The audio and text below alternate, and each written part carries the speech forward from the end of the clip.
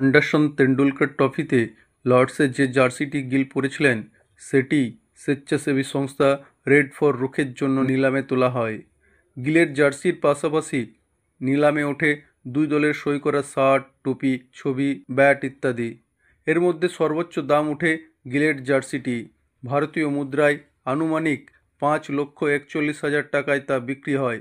এরপরেই চড়া দাম পায় জসপ্রীত বুমরা এবং রবীন্দ্র জাদেজার জার্সি। দুটি জার্সিরই মূল্য 4,94,000 টাকা। এদিকে লর্ডসের সেঞ্চুরি হাঁকানো KL রাহুলের জার্সিটি বিক্রি হয় 4,70,000 টাকায়। নিলামে ইংল্যান্ড দলের জো রুটের জার্সিটির দাম 4,47,000। টুপির ক্ষেত্রেও রুটের সই করা টুপির দামই সর্বোচ্চ, 3,52,000 টাকা।